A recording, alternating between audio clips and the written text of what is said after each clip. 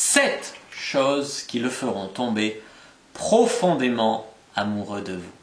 Bonjour à toutes, c'est Fabrice Julien, coach auteur, expert en séduction, et dans cette vidéo on va voir donc 7 choses qui vont le faire tomber profondément fou amoureux de vous.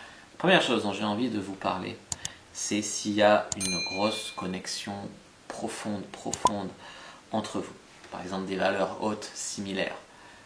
Des fois, ça c'est un paradoxe de la drague, on va draguer des filles et puis on a l'impression qu'il faut galérer, en rencontrer beaucoup, faire des techniques, essayer de deviner, lire entre les lignes. Et puis il y a des filles avec qui on parle et là il y a une connexion instantanée.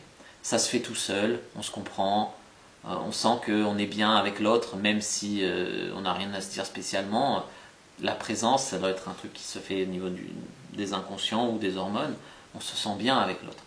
Et s'il y a une grosse connexion profonde, naturelle, entre vous, c'est un truc qui va le faire tomber amoureux. C'est-à-dire que vous n'avez pas besoin de faire des trucs extraordinaires ensemble, vous êtes juste super bien ensemble, vous vous comprenez, vous avez des valeurs hautes similaires. Les valeurs hautes, ça peut être par exemple la liberté. Alors lui, ça peut être, il aime la liberté, c'est-à-dire faire des balades dans la nature, voilà, et puis vous aimez la liberté voilà, d'une autre façon, mais en tout cas, vous vous rejoignez sur des valeurs hautes qui sont comme ça. La sécurité en est une aussi. Lui, ça peut être la sécurité financière et vous la sécurité physique, mais l'un dans l'autre, vous vous retrouvez dans ces mêmes valeurs qui sont importantes pour vous. Ça peut être aussi des valeurs religieuses, des valeurs, voilà, ça peut être des valeurs de famille, ça peut être des valeurs comme ça. Mais en tout cas, vous comprenez, vous vous retrouvez, c'est quasiment naturel entre vous. C'est un truc qu'on a tendance à perdre de vue, c'est que des fois, on complique la vie avec des gens, en couple, avec des mecs, c'est compliqué, on tire, on force pour essayer que ça marche, etc. Puis des fois, il y a des gens, ça va tout seul avec eux, tu vois. C'est beaucoup plus facile de tomber amoureux authentiquement avec ces personnes-là.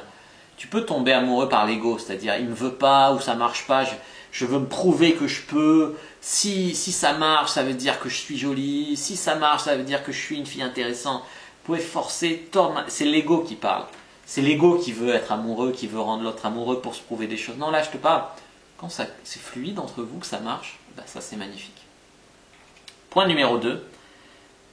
Pour qu'il tombe profondément amoureux de vous et tout, c'est bien qu'il se sente bien avec vous, qu'il se sente un homme, qu'il se sente fort, qu'il se sente accepté, qu'il se sente respecté. Donc c'est pour ça, toutes les femmes qui veulent tenir tête à leur homme, insulter leur homme, rabaisser leur homme, lui parler mal, lui couper les couilles, le castrer, l'empêcher de voir ses potes, qui le complimentent pas, qui lui disent pas comme t'es fort, j'adore te voir changer l'ampoule du lustre, c'est trop sexy, voilà. Complimentez-le, faites-le sentir homme, fort, bien. Ça va le faire tomber amoureux de vous. Point numéro 3.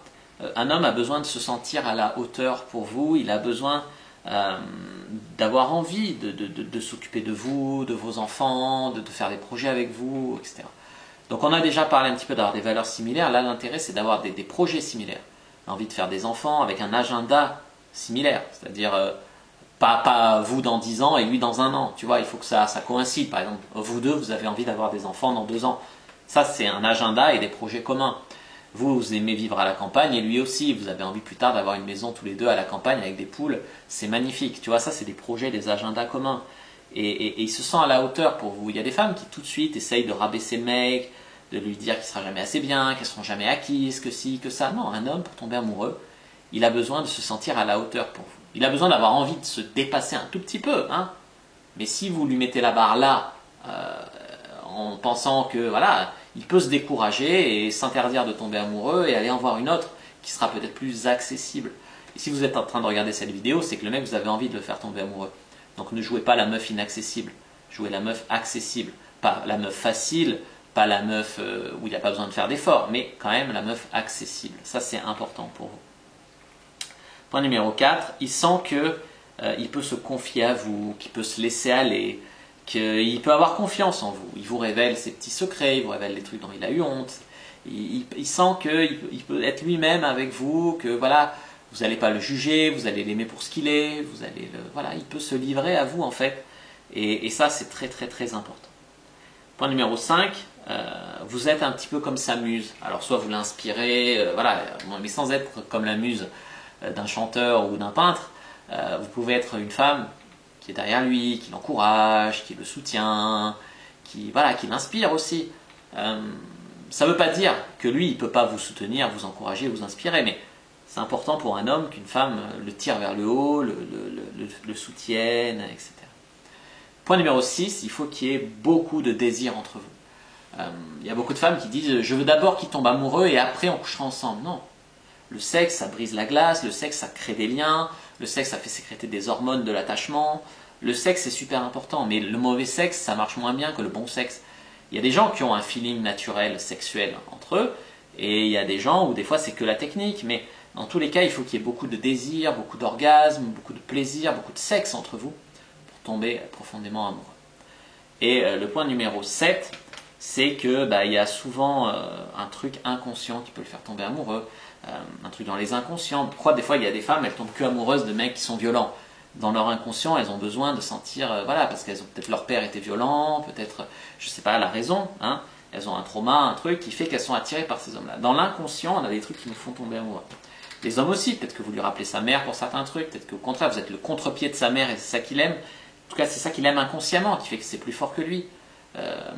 Moi, à un moment, avant de faire une thérapie, les emmerdeuses, les chieuses, les relous, les filles un petit peu folles, tu vois, folles au sens de crise de nerfs, je tombais amoureux que de cassos comme ça, tu vois. Et ma mère, elle était un petit peu, on va dire, j'ai pas envie d'être méchant, mais elle était hystérique un petit peu, surtout quand j'étais jeune, avant elle aussi de se soigner. Et du coup, moi j'ai grandi avec des cris, des trucs. Et c'est vrai que même si j'aimais pas ça, quand une femme était comme ça, j'étais attiré. Et maintenant c'est fini. Moi j'ai fait une thérapie assez longue d'ailleurs. J'ai fait une thérapie assez profonde avec une spécialiste d'ailleurs de MDR, si ça intéresse des gens. Le MDR, ça a bien marché pour moi. Et aujourd'hui, je suis capable d'être en couple avec une fille saine, équilibrée. Voilà, donc c'est important. Après, on peut avoir des trucs pas graves. C'est-à-dire que moi, ça me gonflait de tomber amoureux qu'avec des filles qui me faisaient souffrir, qui étaient folles, qui étaient malades, hystériques, voilà. Mais après, il y a des petits trucs qui sont pas méchants. Je sais pas si tu es un peu hypochondriaque et que la fille, elle est médecin, par exemple. Tu vois bien qu'elle te rassure, elle t'apporte quelque chose dans ton inconscient. Et ça aussi, ça peut faire tomber amoureux, tu vois. Donc, voilà, les amis, pour ces 7 choses qui vont le faire profondément tomber amoureux de vous. Après, une fille à qui j'ai dit ça, parce qu'elle était médecin et on était ensemble, et elle me disait « J'espère que tu n'es pas avec moi parce que je suis médecin. » J'ai dit « Écoute, je suis avec toi pour un ensemble de choses. Être médecin, ça fait partie de toi. Je sais pas, sans doute que si tu n'étais pas médecin, je t'aimerais aussi, mais c'est comme si tu disais je voudrais que tu sois avec moi, mais pas pour mes cheveux. Je voudrais que tu sois avec moi, mais pas pour mes yeux, mais pas pour... » On est avec une personne pour ce qu'elle est dans son ensemble.